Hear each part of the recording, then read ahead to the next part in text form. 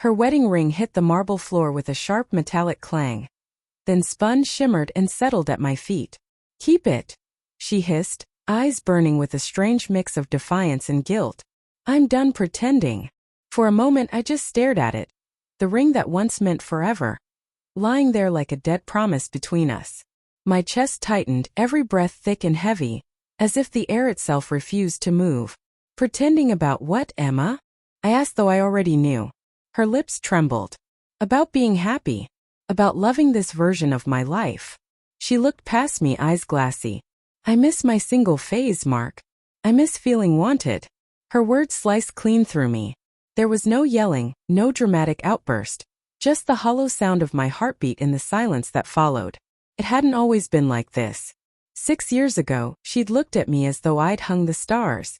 Every morning began with her laughter, her hair tangled against my chest. But lately she'd grown distant, her smiles forced, her texts curt, her body next to mine but her mind elsewhere. I told myself it was stress, work, exhaustion. But deep down I felt the rot. The unease crept in like damp through old wood. Late-night phone glows. Sudden silences when I entered the room. That new perfume she said she just liked but never wore around me. I wanted to believe her. God, I wanted to. Until last night. She came home late again, makeup smudged, wearing a silk top I'd never seen before. The smell hit me first, cologne masculine and sharp, not mine. "Where were you?" I asked.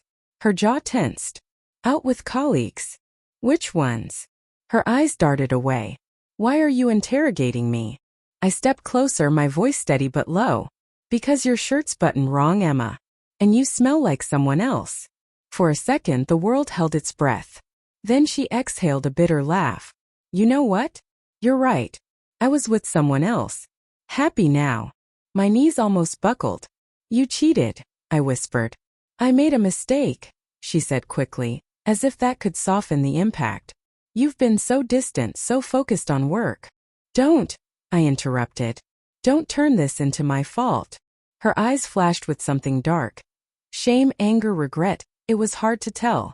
Maybe I just wanted to feel alive again. That was when she took off her ring and threw it at me. I didn't sleep that night. I sat on the couch, staring at the silent glow of my phone screen. Her contact photo, her smiling on the beach, hair caught in the wind, felt like a stranger now. By morning she'd packed a suitcase. "I'll stay at my sister's," she said flatly, eyes swollen but dry. "We both need space." "Space?" I scoffed. "You had plenty of that in someone else's bed." Her mouth opened then closed. She turned away without another word. When the door shut behind her, something in me broke, quietly, almost gracefully. The next week passed like a dream I couldn't wake from. I'd go to work, go home, stare at her empty side of the bed, and try to remember when we'd stop being us. On the 7th day my lawyer called. "Mark, have you made a decision about filing?" "Not yet," I said, voice dull. "She's already inquired about separation terms," he replied. I froze. "What?" "Her name's on the inquiry. She hasn't filed yet, but she's testing the waters." Something inside me hardened. The sadness curdled into resolve. "Draw up the papers," I said. "If she wants freedom, she'll get it." 2 days later my phone rang. "Emma." I hesitated, then answered. Her voice was trembling. "Mark, I just got a call from your lawyer." "Yeah. He reached out to you because I filed this morning." There was silence on the line. Then softly, "You actually did it? You threw your ring at me, Emma," I said. "What did you think would happen?" Her breathing quickened. "I didn't think you'd. I thought we'd talk. I thought we could talk." I laughed bitterly.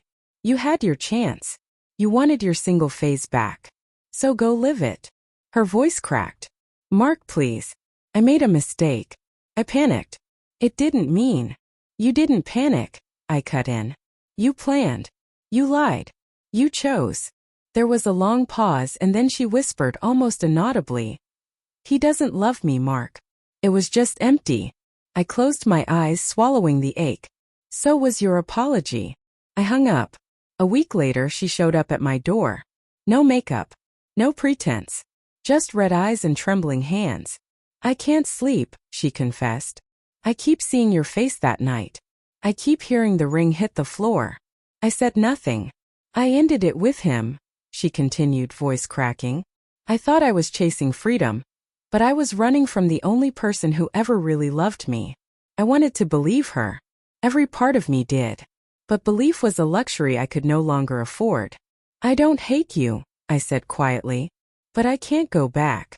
Not after everything. Her eyes glistened. Then what am I supposed to do? Live with it, I replied. She let out a broken sob and stepped back, her fingers brushing the doorframe one last time. I'll never forgive myself. Good, I said softly. Neither will I. That night, I found her ring still lying on the marble floor where it had landed weeks ago. I picked it up, felt its weight, its cold indifference. Then without a word, I dropped it into the trash. For the first time in months, I slept through the night. Outside, the rain began to fall, quiet, cleansing, relentless. And somewhere between the sound of it and the silence that followed, I realized something profound. Sometimes losing the one who betrayed you is the most honest kind of peace.